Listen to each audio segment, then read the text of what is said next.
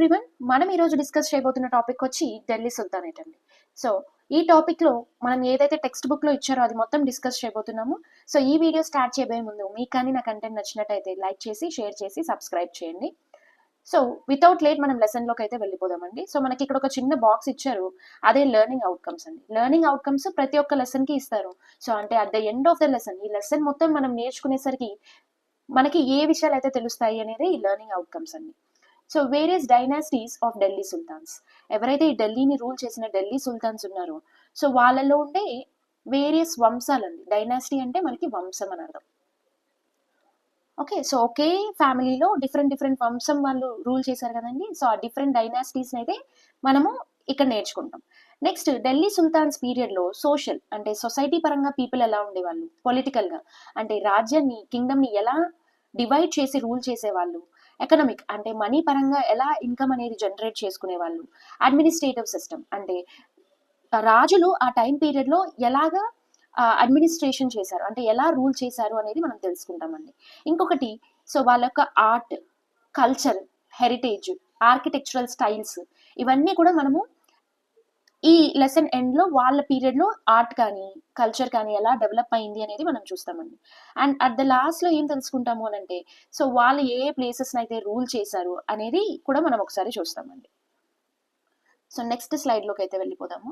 So మనం ఈ లెసన్లో ఢిల్లీ సుల్తాన్స్ గురించి అయితే నేర్చుకుంటున్నాము. అదంతా మనకి జస్ట్ ఒక టేబుల్ లాగా ఇచ్చేసారని నెక్స్ట్ పేజ్లో మనం చూస్తే. సో ఢిల్లీ సుల్తాన్స్ అనే వాళ్ళు ఢిల్లీని క్యాపిటల్గా చేసుకొని సో 13th నుంచి 16th సెంచరీ వరకు రూల్ చేశారండి వీళ్ళు.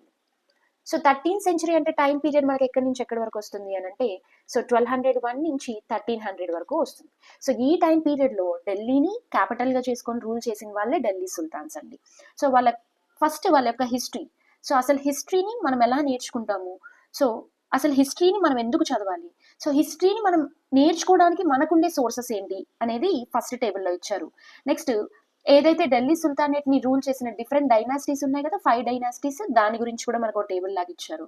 నెక్స్ట్ వాళ్ళ యొక్క పొలిటికల్ కానీ సోషల్ కానీ ఎకనామిక్ లైఫ్ అంటే వాళ్ళు ఎలాగా మనీ జనరేట్ చేసుకునే వాళ్ళు, సొసైటీ ఎలా డివైడ్ చేయబడింది, సో పొలిటికల్గా అంటే ఒక కింగ్ రూల్ చేయడానికి ఎలాంటి సిస్టమ్ని ఫాలో అయ్యాడు అనేది పొలిటికల్, సోషల్ అండ్ ఎకనామిక్ లైఫ్లో నేర్చుకుంటాము. నెక్స్ట్ వాళ్ళ యొక్క ఆర్ట్ అండ్ ఆర్కిటెక్చర్ ఎలా ఉండేది అనేది కూడా మనం నెక్స్ట్ స్లైడ్స్లో చూడబోతున్నామండి. సో ఇక్కడ చూస్తే సో డూ యూ నో అని మనకు ఒకటి ఇచ్చారు. బీసీఈ అని అంటే బిఫోర్ కామన్ ఎరా అని, సో సిఈ అని అంటే కామన్ ఎరా అని. So what is history and why do we need study history? అసలు హిస్టరీ అంటే ఏంటండి? సో మనం ఏదైతే పాస్ట్ గురించి చదువుతామో దాన్ని మనం హిస్టరీ అని అంటామండి. సో పాస్ట్ గురించి చదవడం వల్ల అసలు మనకు వచ్చిన యూజ్ ఏంటి? సో పాస్ట్లో ఏదైతే కింగ్స్ ఎలా రూల్ చేశారో సో ఆ సిస్టమ్ని బట్టినే మనం ప్రజెంట్ ఎలా ఉండాలి అనేది మనకు తెలుస్తుందండి.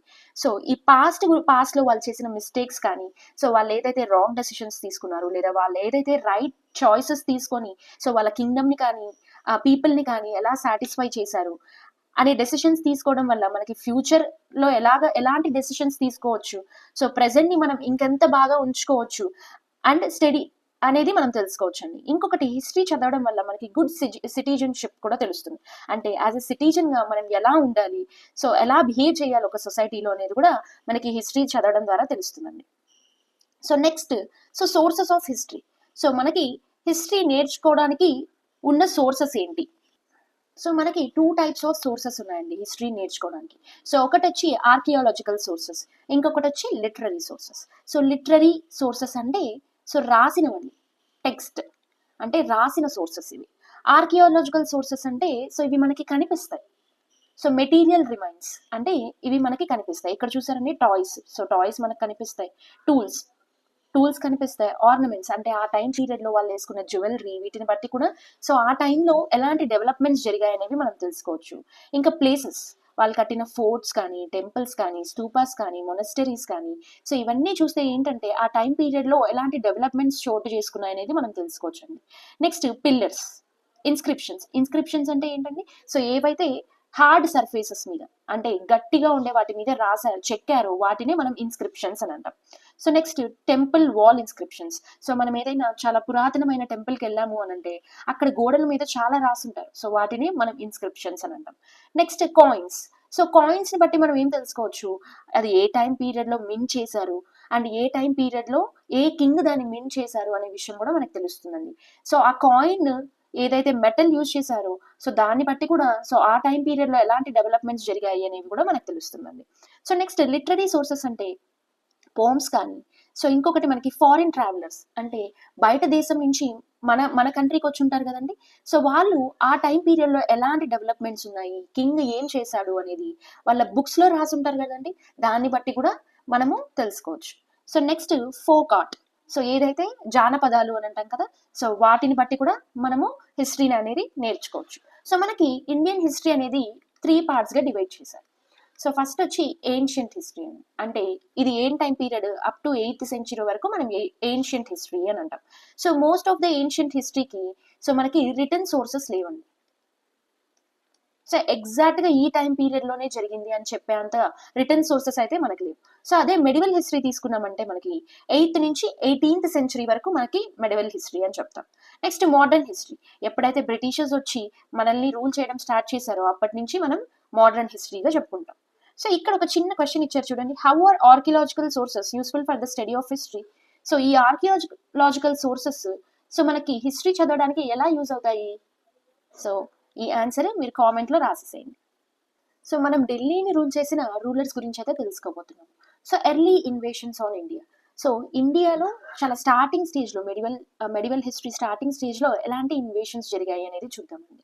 సో ఢిల్లీకా ఆర్ ఢిల్లీకాపుర అంటే ప్రజెంట్ డే ఢిల్లీని ఫస్ట్ తోమార్ రాజ్పుట్స్ అనే వాళ్ళు బిల్డ్ చేశారండి.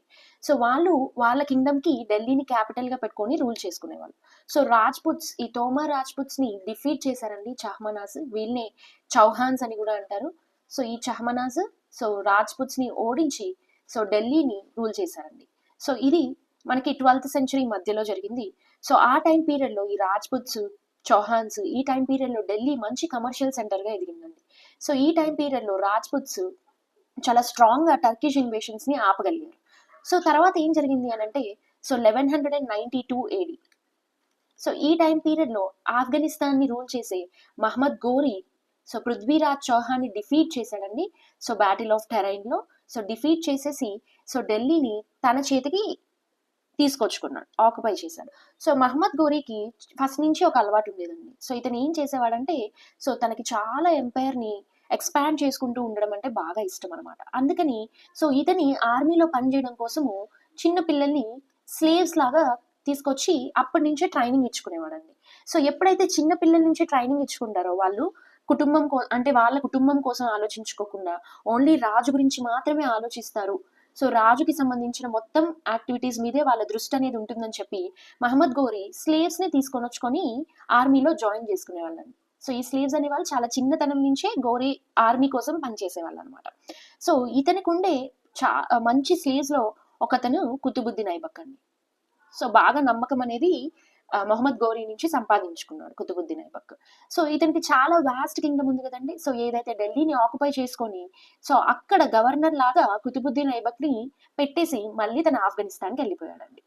సో ఇలాగా సో ఏదైతే ఢిల్లీ కానీ సో అక్కడే ఉండే గంగా జమునా డోఅబ్ అంటే సో ఆ రివర్ ఏరియా మొత్తం టర్కిష్ కంట్రోల్లోకి వెళ్ళిపోయిందండి, టర్కిష్ రూల్లోకి వెళ్ళిపోయింది.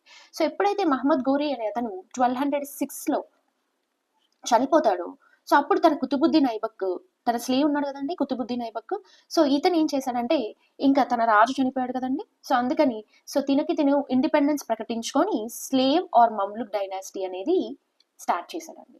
సో ఇలాగా మనకి స్లేవ్ డైనాసిటీ అనేది ఏర్పడింది. సో 1206 అఫీషియల్గా కుతుబుద్దీన్ ఐబక్ రూల్ చేసింది 1206లోనే కదండి. సో 1206లో కుతుబుద్దీన్ ఐబక్ స్వతంత్రం ప్రకటించుకొని సో స్లేవ్ డైనాసిటీ అనేది స్టార్ట్ చేశాడు. సో మనకి ఇప్పుడు ఫౌండర్ ఆఫ్ స్లేవ్ డైనాసిటీ ఎవరు? కుతుబుద్దీన్ ఐబక్. సో కుతుబుద్దీన్ ఐబక్ తర్వాత ఇల్టుట్మిష్ వచ్చాడండి.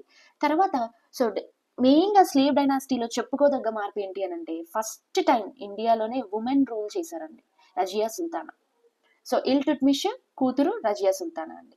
సో ఇంకొకటి సో స్లేవ్ డైనాసిటీలో లాస్ట్ పర్సన్ వచ్చి మనకి బాల్బన్. సో ఇలాగా మనకి ఖల్జీ డైనాసిటీ ఉంది. ఖల్జీ డైనాసిటీకి జలాలుద్దీన్ ఖల్జీ, సో తర్వాత అలావుద్దీన్ ఖిల్జీ. నెక్స్ట్ తుగ్లక్ డైనాసిటీకి ఫౌండర్ వచ్చి గియాసుద్దీన్ తుగ్లక్, తర్వాత మహమ్మద్ బిన్ తుగ్లక్, ఫిరోజ్ షా తుగ్లక్ ఉన్నారు. నెక్స్ట్ సయ్యద్ డైనాసిటీకి కిర్జ్ ఖాన్, నెక్స్ట్ లోడీ డైనాసిటీకి బహలూర్ లోడీ వచ్చి ఫౌండర్. సో లాస్ట్ రూలర్ వచ్చి మనకి ఇబ్రహీం లోడీ. సో ఇబ్రహీం లోడీని సో మనకి బాబర్ అయితే డిఫీట్ చేసి so Babur become founder of Mughal dynasty. మనకి స్లేవ్ డైనాసిటీ గురించి ఇక్కడ జస్ట్ ఒక డిస్క్రిప్షన్ లాగా ఇచ్చారండి. సో మనకు తెలుసు స్లేవ్ డైనాసిటీని ఎస్టాబ్లిష్ చేసిందేమో కుతుబుద్దీన్ ఐబక్. సో కుతుబుద్దీన్ ఐబక్ ఫస్ట్ లాహోర్ని క్యాపిటల్గా పెట్టుకొని రూల్ చేశాడండి. సో ఇతని తర్వాత వచ్చిన ఇల్టుట్మిష్ క్యాపిటల్ని ఢిల్లీకి చేంజ్ చేశాడు. సో ఇల్టుట్మిష్ని మనం real founder of the Delhi sultanate అని కూడా పిలుస్తారండి. సో కుతుబుద్దీన్ ఐబక్ మహమ్మద్ గోరీ అండర్లో ఎస్టాబ్లిష్ చేసుకున్నాడు కదండి. దాని తర్వాత ఇల్టుట్మిష్ని మనం రియల్ ఫౌండర్గా మనం చెప్పుకుంటాం. సో ఇల్టుట్మిష్ వాళ్ళ డాటర్ కూతురండి రజియా సుల్తానా. సో మనకి ఇండియాలోనే ఫస్ట్ ఉమెన్ రూలర్గా పేరు తెచ్చుకున్నారండి. సో ఆ ఘనత అయితే మనకి ఢిల్లీ సుల్తానేట్కే దక్కింది. సో నెక్స్ట్ సో మన సౌత్ ఇండియాలో అయితే ఉమెన్ రూలర్గా మనకి కాకతీయ డైనాసిటీ రుద్రమదేవి. సో రజియా సుల్తానా తర్వాత మనకి గియాసుద్దీన్ బాల్బన్. సో ఇదంతా మనకి ఏంటి అని అంటే స్లేవ్ డైనాసిటీ ఎండ్ అయిపోయిందండి.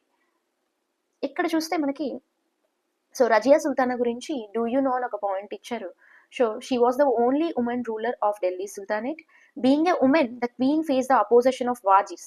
వాజీస్ అంటే ప్రైమ్ మినిస్టర్స్ అండి, అంటే ఏదైతే కింగ్డమ్ లో ఇంపార్టెంట్ డెసిషన్స్ తీసుకుంటారు కదా. సో వాళ్ళందరూ ఉమెన్ రూలర్ గా ఉండడము వాళ్ళకి నచ్చలేదండి. సో చాలా అపోజ్ చేశారు. సో దాని తర్వాత నోబెల్స్ ఆఫ్ చహల్గని. సో అప్పట్లో వాళ్ళకి ఒక గ్రూప్ ఉండేదండి టర్కిష్ నోబెల్స్ కి 40 మెంబర్స్ ఉండేవాళ్ళు. సో వీళ్ళకి కూడా సో రజియా సుల్తానా క్వీన్ గా ఉండడము నచ్చలేదండి. సో ఈవెన్ దో తను చాలా షార్ట్ పీరియడ్, అంటే ఇక్కడ చూస్తే జస్ట్ ఒక 3 years రూల్ చేసినా కానీ సో చాలా రివోల్ట్స్ ని తను సప్రెస్ చేయగలిగిందండి. సో నెక్స్ట్ మనకి లాస్ట్ లో గియాసుద్దీన్ బాల్బన్. సో ఇతను చహల్గనీలో వన్ ఆఫ్ ద మెంబర్ అండి. సో ఈ నోబెల్స్ ఆఫ్ 40 టర్కిష్ నోబెల్స్ అని చెప్పాను కదా. సో అందులో ఇతను ఒక నెంబర్. సో రజియా సుల్తానా తర్వాత తనే రూల్ చేశానండి. నెక్స్ట్ ఇక్కడికి వచ్చేసరికి so Khilji dynasty. So founder వచ్చి మనకి జలాలుద్దీన్ ఖిల్జీ అండి. సో ఇతని సన్నిన్లా చేత, అంటే తన అల్లుడి చేతే చంపబడ్డాడండి ఈయన అల్లావుద్దీన్ ఖిల్జీ. సో జలాలుద్దీన్ ఖిల్జీ తర్వాత అల్లావుద్దీన్ ఖిల్జీ రూల్ చేయడం స్టార్ట్ చేశాడు.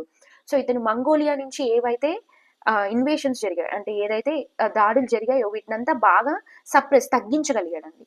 ఇంకొకటి strong and effective spy system అంటే ఆ టైం పీరియడ్ లో సో ఏదైతే పీపుల్ ఎవరైనా ఈయనకి అగైనెస్ట్ గా వెళ్ళాలనుకున్న పక్కన కింగ్డమ్స్ వాళ్ళు, సో వాళ్ళ గురించి తెలుసుకోవడం కోసం స్పై సిస్టమ్ ని ఎస్టాబ్లిష్ చేశాడండి. ఇంకొకటి ఇతను నార్త్ ఇండియాలో పక్కన ఏవైతే గుజరాత్ ఉన్నావో రణతంబోర్, చిత్తోర్, మాల్వా, సో ఈ ప్లేసెస్ మీదకంతా కానీ దాడి చేశాడండి. ఇంకొకటి సో ఈవెన్ ఇతను చిత్తోర్ని కాన్క్వెస్ట్ చేసినా కానీ దాన్ని ఎక్కువ రోజులు ఉంచుకోలేకపోయాడండి. ఎప్పుడైతే ఇతను చనిపోయాడో వెంటనే సిసోడియాస్ మళ్ళీ రీఆక్యుపై చేసుకునేశాడు.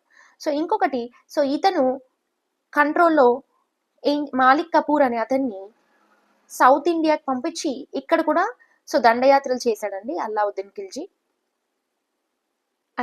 ఖిల్జీ. సో బాగా అడ్మినిస్ట్రేషన్ అనేది చేశాడని చెప్పుకుంటారండి. ఇంకొకటి అతను మంచి ఆర్మీని రిక్రూట్ చేసుకున్నారు. సో అండ్ ఇంకొకటి సోల్జర్స్కి శాలరీస్ కూడా పే చేసేవాడండి. అండ్ మార్కెట్స్లో ఏవైతే వస్తువులకి ప్రైజెస్ని కూడా బాగా కంట్రోల్ చేసేవాడు అల్లావుద్దీన్ ఖిల్జీ. అండ్ ఇంకొకటి ఇతను తీసుకొచ్చిన ముఖ్యమైన రిఫార్మ్స్లో ఒక రిఫార్మ్ ఏంటి అని అంటే సో హార్సెస్కి బ్రాండింగ్ ఇచ్చేవాడండి. సో ఏదైతే ఎక్స్చేంజ్లో హార్సెస్ని సో మంచి హార్స్ ని బ్యాడ్ హార్స్ తో సబ్స్టిట్యూట్ చేస్తున్నారని చెప్పేసి ఎప్పుడైతే ఈ హార్సెస్ కి బ్రాండింగ్ ఇచ్చేవాళ్ళో అప్పుడు గుడ్ హార్స్ అనేది గుడ్ హార్స్ తోనే సబ్స్టిట్యూట్ చేయడానికి వీలుంటుందని చెప్పేసి తీసుకొచ్చాడండి మంచి రిఫార్మ్ ఆ టైం పీరియడ్ లో. ఇంకొకటి మనకి ఇక్కడ మ్యాప్ ఇచ్చారండి. సో ఇక్కడ సో మనం చూస్తే చిత్తూరు ఉంది, రణతంబోర్, మాల్వా. సో ఇంకొకటి ఇప్పుడే డిస్కస్ చేశాము సో సౌత్ ఇండియన్ కాన్క్వైర్ చేసుకోవడానికి మాలిక్ కపూర్ ని కూడా పంపించాడండి ఆ టైం పీరియడ్ లో.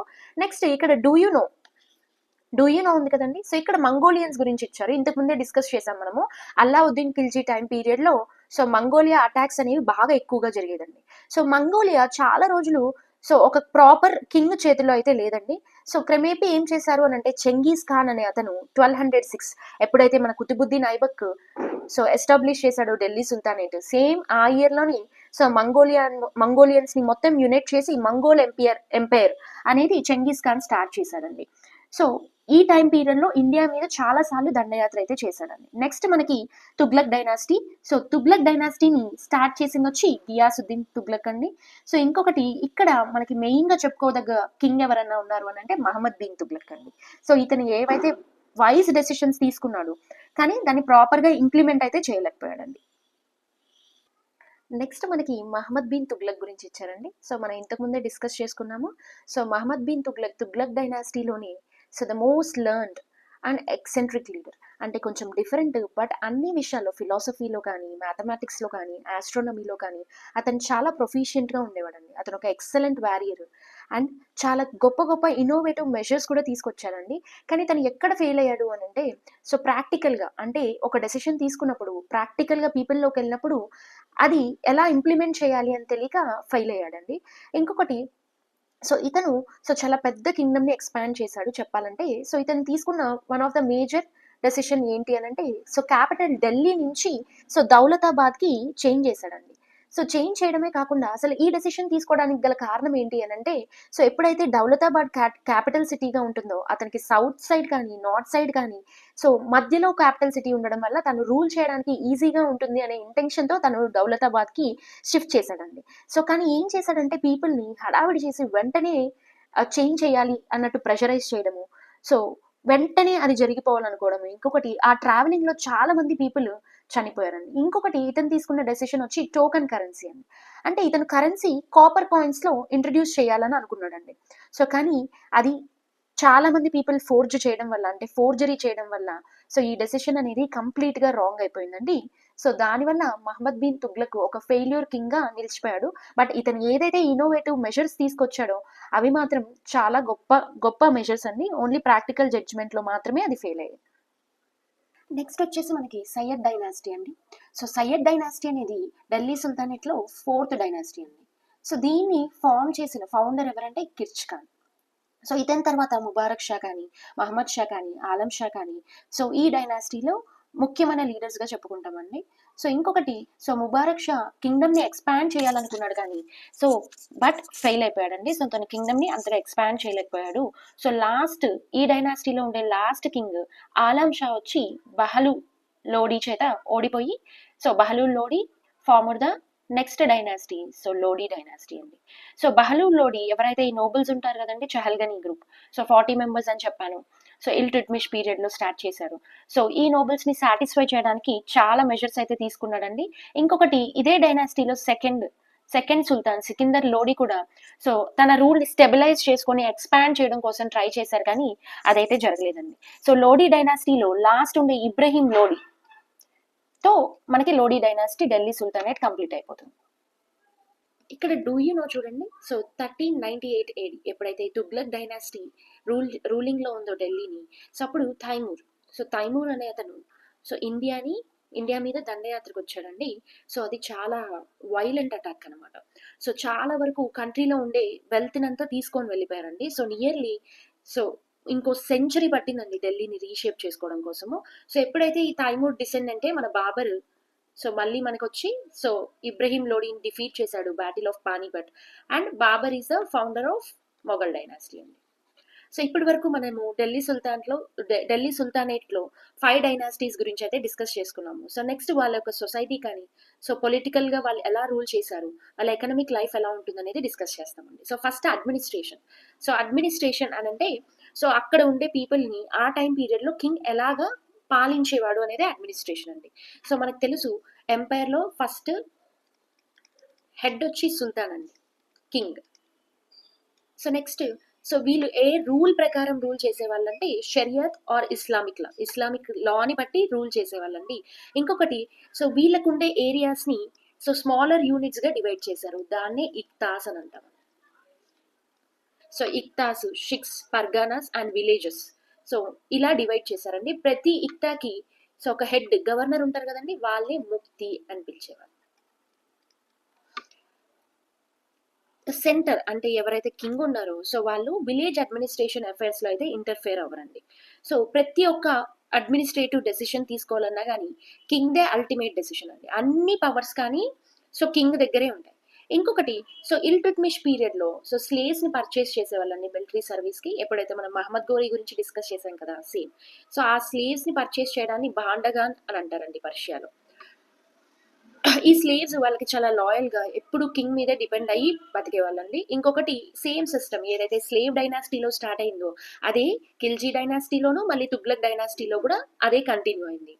ఎవరైతే ఈ స్లేవ్స్ పర్చేస్ చేస్తారు కదండి, ఈ బాండగాన్స్, వీళ్ళ హెయిర్స్ అంటే వీళ్ళ పిల్లలు కూడా సుల్తాన్ కి జనరల్స్ గాను గవర్నర్స్ గాను వర్క్ చేసేవాళ్ళు. చహల్గన్ ఎవరైతే 40 నోబెల్స్ ఉన్నారు కదా, సో వాళ్ళు ఇల్టుట్మిష్ పీరియడ్ నుంచి సో పైవోటల్ రోల్, చాలా ఇంపార్టెంట్ రోల్ ప్లే చేసేవాళ్ళండి సుల్తాన్స్ అడ్మినిస్ట్రేషన్లో. సో ఇక్కడ చూడండి, do you know Chahalgani the administrative support system initiative by Iltutmish start చేసిన ఒక అడ్మినిస్ట్రేటివ్ సపోర్టివ్ సిస్టమ్ అండి. So this was known as Turkan i Chahalgani or Chalisa. Next ఇక్కడ ఇక్తా సిస్టమ్ ఆల్రెడీ ఇంతకుముందే మనం డిస్కస్ చేసాము. సో ఏదైతే కింగ్డమ్ ఉందో దాన్ని ఇక్తాస్ అంటే నథింగ్ బట్, ఇప్పుడు మనం స్టేట్ సిస్టమ్ చూస్తున్నాం కదండి, అలానే ఇక్తాస్గా డివైడ్ చేశారు. ఈ ఇక్తాస్కి గవర్నరే మనం ముక్తీస్ అని పిలిచేవాళ్ళం. ముక్తీస్ అంటే మిలిటరీ ఆఫీసర్స్. సో వీళ్ళు వాళ్ళకి అలొకేట్ చేసిన ఇక్తాస్ ఏవైతే ఉన్నాయో సో అక్కడ లా అండ్ ఆర్డర్ మెయింటైన్ చేయడం వీళ్ళ మెయిన్ పర్పస్ అండి. అండ్ ఇంకొకటి, ఆ ఇక్తాస్లో ఏదైతే రెవెన్యూ ఉంటుందో సో ఆ రెవెన్యూని మొత్తం కలెక్ట్ చేసుకొని సో అక్కడ ఆర్మీని మెయింటెనెన్స్ చేయడం కోసం, అక్కడ అడ్మినిస్ట్రేటివ్ పర్పస్ కోసం యూజ్ చేసేవాళ్ళండి. సో ఏదైతే ఈ ముక్తి యొక్క ర్యాంక్ ఉందో సో అది హెరిడిటరీ కాదు, సో ఎవ్రీ టైం ఇది మారుతూ ఉండేదండి. Next social life. సో ఇక్కడ సోషల్ లైఫ్కి వచ్చేసరికి ముస్లిమ్స్కి టాప్ ప్రియారిటీ అనేది ఉండేదండి. సో మళ్ళీ ముస్లిమ్స్లో టూ ఉన్నారు, ఒకటి వచ్చి ఫారిన్, ఇంకొకటి వచ్చి లోకల్స్గా ఉంటారు కదండి ముస్లిమ్స్ వాళ్ళు. సో ఇక్కడ ఫారిన్ ముస్లిమ్స్కి ఎక్కువ ప్రియారిటీ అనేది ఉండేది. సో వాళ్ళకి సుల్తాన్ అడ్మినిస్ట్రేషన్లో ఎక్కువ ప్రివిలేజెస్ అనేవి ఉండేది. నెక్స్ట్ ఈ లోకల్ ముస్లిమ్స్కి సో వీళ్ళు టీచింగ్ జాబ్స్ అక్కడ సుల్తాన్స్ కోర్ట్లో సో డిఫరెంట్ జాబ్స్ అనేవి చేసుకుంటూ ఉండేవాళ్ళు. మిగిలిన పీపుల్ ఎవరైతే ఉన్నారో వాళ్ళు ఆర్టిసన్స్గా, సో షాప్ కీపర్స్గా చిన్న చిన్న వ్యాపారం చేసుకుంటూ బతికేవాళ్ళండి. Next economic life. సో చాలా వరకు అగ్రికల్చర్ చేసి బతికేవాళ్ళు. సో ఇంకొకటి ఏదైతే అగ్రికల్చర్ నుంచి వచ్చే పంట ఉంటుంది కదా, దాంట్లో ఆ ప్రొడ్యూస్లో సో 1/3 వచ్చి ల్యాండ్ రెవెన్యూగా పే చేయాలండి. నెక్స్ట్ ఇంపార్టెంట్ ఇండస్ట్రీ వచ్చి మనకి టెక్స్టైల్ ఇండస్ట్రీ. సో ఇంకొకటి ట్రేడ్ అనేది నేషనల్ ఇంటర్నల్గా ఇంటర్నేషనల్గా జరిగేది. సో ఢిల్లీ, దౌలతాబాద్, లక్నో, లాహోర్, ముల్తాన్ ఇవన్నీ సో ఇంటర్నల్ ట్రేడ్ అంటే ఒక ప్లేస్ నుంచి ఒక ప్లేస్కి వ్యాపారం ఇక్కడ ఎక్కువగా జరిగేదండి. నెక్స్ట్ ఇంటర్నేషనల్ ట్రేడ్కి వచ్చేసరికి Iran, Arabia, Africa, China, European కంట్రీస్కి ఎక్కువగా ట్రేడ్ అనేది జరిగేది. సో మరి ట్రేడ్ ఏం చేసేవాళ్ళు అని అంటే కాటన్ కానీ, పెరల్స్ కానీ, సెరల్స్ కానీ, ఇండిగో ఇవన్నీ ఎక్కువగా ఎక్స్పోర్ట్ చేసేవాళ్ళండి.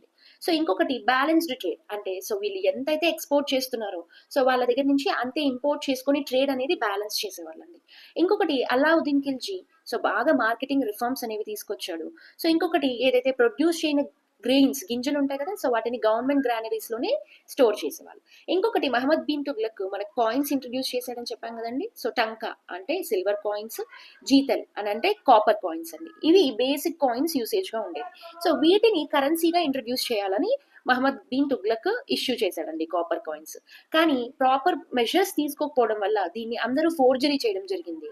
సో కామన్ పీపుల్ కూడా ఫోర్జరీ చేసేయడం వల్ల ఆ కరెన్సీ వాల్యూ అనేది లేకుండా పోయింది. సో అట్ లాస్ట్ ఈ కాపర్ కాయిన్స్ని సో గోల్డ్ అండ్ సిల్వర్ కాయిన్స్తో ఎక్స్చేంజ్ చేయాల్సి వచ్చింది. సో దీనివల్ల ట్రెజరీ మొత్తం ఎంటీ అయిపోయిందండి.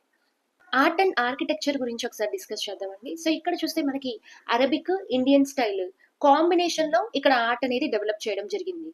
సో ఏదైతే హిందూ ఆర్కిటెక్చర్ ఉంది అది వచ్చి మనకి జియోమెట్రికల్ షేప్స్ కానీ కాలిగ్రఫీతో కానీ సో బాగా రీప్లేస్ చేయబడిందండి. సో ఇక్కడ మనకి 2 స్టైల్స్ కనిపిస్తున్నాయి, ట్రబియేట్ స్టైల్ ఆఫ్ ఆర్కిటెక్చర్, ఇక్కడ arcuate style of architecture. So ఇది వచ్చి సో ఎవరైతే ఇండిజినస్ అంటే సో నేటివ్ పీపుల్ ఉంటారు కదా, సో వాళ్ళు ఎక్కువగా యూజ్ చేసేవాళ్ళు. సో తర్వాత లేటర్గా సో నెక్స్ట్ వచ్చి మనకి ఆర్క్యుయేట్ స్టైల్ అనేది డెవలప్ అయింది. సో ఈ స్టైల్లో మనకి కన్స్ట్రక్షన్ చేయడానికి సో క్రాఫ్ట్ పర్సన్స్ని కానీ ఆర్కిటెక్ట్స్ని కానీ సో ఎక్కువగా తీసుకునే వాళ్ళండి ఈ టైం పీరియడ్లో. సో ఇలాగ మనకు ఒక కొత్త న్యూ ఇండో ఇస్లామిక్ స్టైల్ అనేది పుట్టుకొచ్చింది. సో ఇక్కడ చూద్దాము. సో ఇక్కడ రూఫ్స్ కానీ, డోర్స్ కానీ, విండోస్ కానీ సో ఇవన్నీ ఒక హారిజాంటల్ బీమ్ మీద నిలబడేలాగా చేసే స్టైలే ట్రబేటియట్ స్టైల్ అండి. Next arcuate style. సో ఇక్కడ చూస్తే సో ఏదైతే సో డోర్స్, విండోస్కి ఆర్చెస్ పెట్టే స్టైల్ అండి. సో దీన్ని మనం ఆర్క్యుయేట్ స్టైల్ అని అంటాం. సో వీళ్ళు కన్స్ట్రక్ట్ చేసిన వన్ ఆఫ్ ద ఇంపార్టెంట్ కన్స్ట్రక్షన్లో మనకి కుతుబ్ మినార్ ఒకటండి. సో కుతుబ్ మినార్ని స్టార్ట్ చేసిందేమో కుతుబుద్దీన్ ఐబక్ అండి, కంప్లీట్ చేసిందేమో సో తర్వాత వచ్చిన ruler, real founder of slave dynasty Iltutmish అండి. సో ఇది వచ్చి సో కుమవత్ ఉల్ ఇస్లాం మసీద్కి ప్రిమిసెస్లోనే కట్టారండి. అండ్ ఇంకొకటి దీన్ని సుఫీ సైంట్ అయిన కుతుబ్ ఉద్దీన్ బక్తియార్ కాకీకి సో వీళ్ళు డెడికేట్ చేయడం జరిగింది. సో టోటల్గా ఇది ఒక 4 స్టోరీ బిల్డింగ్ అండి and 74.1 meters of height and completely done with marble. Next ఇక్కడ కుతుబ్ మినార్ తర్వాత అలై దర్వాజా ఇచ్చారండి. దీన్ని కన్స్ట్రక్ట్ చేసింది అలావుద్దీన్ ఖిల్జీ అండ్ ఇది southern entrance of Quwwat ul Islam మసీద్కి సౌత్ సైడ్ ఎంట్రన్స్గా చెప్తాము. సో దీని నుంచే మనకి ఫస్ట్ డోమ్స్ అండ్ ఆర్చెస్గా కన్స్ట్రక్ట్ చేశారండి. Next literature. సో చాలా మంది స్కాలర్స్ని సో వీళ్ళ టైం పీరియడ్లో షెల్టర్ ఇచ్చారండి. ఇంకొకటి సో లిటరేచర్గా చూసుకుంటే పర్షియాలో కానీ సాంస్క్రిట్లో కానీ అండ్ అదర్ రీజనల్ లాంగ్వేజెస్ని కూడా బాగా ప్రమోట్ చేశారు. సో ప్రోస్, పోయట్రీస్, డ్రామాస్ చాలా ఎక్కువగా రాశారండి వీళ్ళ టైం పీరియడ్లో. చాలా సాంస్క్రిట్లో ఉండే వర్క్స్ని అరబిక్ అండ్ పర్షియన్ లాంగ్వేజ్లోకి మార్చారు. సో ఇక్కడ చూస్తే మనకి ఆల్బెరూని, అమీర్ ఖుస్రో. సో ముఖ్యంగా వీళ్ళిద్దరి గురించి చెప్పుకుంటామండి. సో ఆల్బెరూని ఎవరైతే ఉన్నారో సో ఇతను అరబిక్, పర్షియన్ స్కాలర్. ఎవరు టైం పీరియడ్లో ఉన్నారని అంటే మహమ్మద్ గజ్నీ టైం పీరియడ్లో. ఇతను హీ లర్న్ సాంస్క్రిట్ నేర్చుకొని సో చాలా సాంస్క్రిట్ వర్క్స్ని అరబిక్లోకి ట్రాన్స్లేట్ చేయడం జరిగింది. అండ్ ఇతను ఉపనిషత్స్ కానీ భగవద్గీత సో వీటన్నిటికీ బాగా ఇంప్రెస్ అయ్యాడండి. So Tarikh al Hind history of India కూడా తిన చేతే రాయబడింది. నెక్స్ట్ అమీర్ ఖుస్రో. సో అమీర్ ఖుస్రోని మనం ప్యారట్ ఆఫ్ ఇండియాగా చెప్పుకుంటాము. సో ఇతను ఒక Persian poet as well as great singer కూడా అండి. Next decline. సో డిక్లైనేషన్ అయితే మనకి ఎప్పటి నుంచి స్టార్ట్ అయిందని చెప్పొచ్చు అంటే సో ఎప్పుడైతే తైమూర్స్ ఇన్వేషన్ జరిగింది కదండి తుగ్లక్ పీరియడ్లో. సో తుగ్లక్ పీరియడ్ నుంచి మనకి ఆ డిక్లైనేషన్ అనేది స్టార్ట్ అయింది. సో ఎప్పుడైతే తైమూర్ ఇన్వేషన్ జరిగింది అక్కడ చాలా వరకు వెల్త్ అనేది డ్రైన్ అయిపోయింది. తర్వాత ఒక 100 years ఆ వెల్త్ని మనము మళ్ళీ రీబిల్డ్ చేసుకోవడానికి సరిపోయిందండి. నెక్స్ట్ సో నార్త్ సైడ్ ఇలా జరుగుతున్నప్పుడు సౌత్ సైడ్ ఏదైతే విజయనగర, బహమనీ కింగ్డమ్స్ ఉన్నాయో ఇవి బ్రోక్ అవే అయిపోయి సో ఢిల్లీ సుల్తాన్స్ కి నుంచి ఇండిపెండెన్స్ గెయిన్ చేసుకొని సపరేట్ కింగ్డమ్స్ గా మారిపోయాయి. సో తర్వాత వచ్చిన సయ్యద్ డైనాసిటీ కానీ లోడీ డైనాసిటీ కానీ సో అంత కేపబుల్ కింగ్స్ లేకపోవడం వల్ల సో మొత్తం ఢిల్లీ సుల్తాన్ అనేది కొలాప్స్ అయిపోయింది. సో నెక్స్ట్ మనకి ఢిల్లీ సుల్తానేట్ లో లాస్ట్ లోడీ డైనాసిటీలో ఇబ్రహీం లోడీ లాస్ట్ పర్సన్ కదండి. సో ఇతన్ని డిఫీట్ చేసి సో మనకి Babur second battle of Panipat లో సో ఇబ్రహీం లోడీని డిఫీట్ చేసి సో మొఘల్ ఎంపైర్ అనేది ఫౌండ్ చేయడం జరిగిందండి. Thank you.